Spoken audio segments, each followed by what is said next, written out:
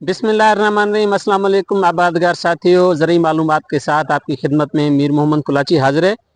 आबादगार दोस्तों, जिस गंदम के प्लाट में अभी हम हैं, ये अभी सारा का सारा फसल है जो बूटिंग स्टेज पे है।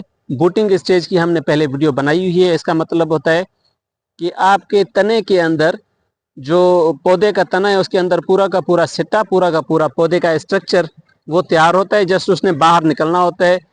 और यही एक नाजुक स्टेज है, मरहला है, जिस पे आपको सारा का सारा फर्टिलाइज़र और सारी की सारी ज़रूरी जहरें आपको इस वक्त तक दे के ख़त्म करनी होती हैं, क्योंकि उसके बाद सिट्टा बाहर निकल आता है और गंदम का दाना बनने की मरहले शुरुआत हो जाते हैं। तो वहाँ से आगे इतना टाइम भी फसल को नहीं मिलता कि हम अगर उसके बाद कोई पेस्टिसाइड लगाएं तो उसके जो बाकियात है उसमें ना रह जाए। इसीलिए इस वक्त पे हमें खुराक और ज़रूरी ज़हरें इस वक्त तक पूरी देनी चाहिए, क्योंकि हमारा जो गंदम का दाना है उसमें आगे चल के ज़रूरी ज़हरात की बाकियात ना बचे। इस सूरत हाल में ये जो पत्ते, इसकी चोटियाँ काफ़ी जगह पे जली हुई हैं और हमें जो लग रहा है गंदम में पिलाहट का शिकार है ये सारा फसल तकरीबन। पिलाहट की जैसे हमने 2-3 वजूहात पहले आपको बताई हुई हैं, या तो किसी खाद खुराक की कमी या ज़्यादती की वजह से पिलाहट होती है, या हमारी जो जड़ी बूटी मार जहर होती है उसको सही से अदा ना करने, उसका महलूल ठीक से ना बनने की वजह से पिलाहट होती है। और उसके अलावा जो तीसरी वजह है, सेम ज़्यादा इलाकों में जहाँ पे पानी ज़्यादा देर रुक जाता है तो उसकी वजह से भी पिलाहट होती है। और जो एक आखिरी वजह जो हम आपको बता रहे हैं, रत्ती, जो कि एक बहुत ही मोहलिक बीमारी है, उसकी वजह से जब वो शुरुआत हो रही हो या जब वो अपने मराहल जो है वो तय पा ले तो उसके बाद भी पिलाहट होती है।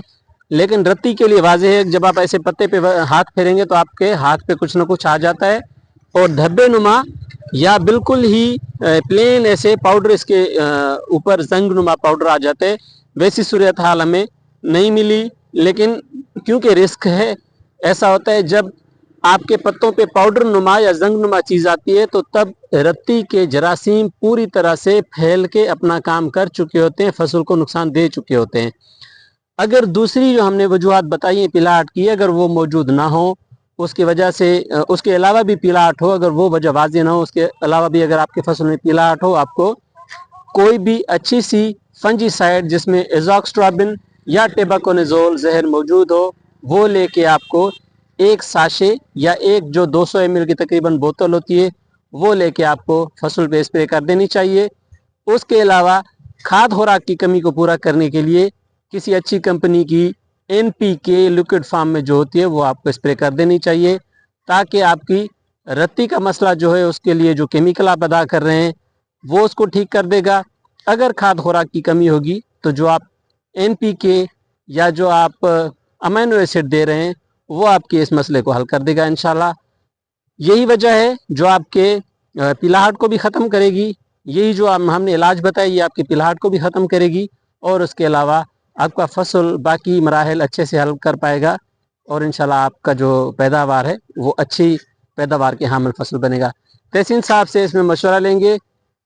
तहसीन साहब जो ज़मीन के माहिर हैं, सॉइल साइंटिस्ट हैं, उसमें आप इसमें हमें कुछ रहनुमाई कर सकें तो हमारे लिए अच्छी बात होगी। अच्छा, इसमें यह है कि हमें ओवरऑल मैनेजमेंट की तरफ देखना पड़ेगा, फसल की जो ओवरऑल मैनेजमेंट है शुरू से लेके आखिर तक।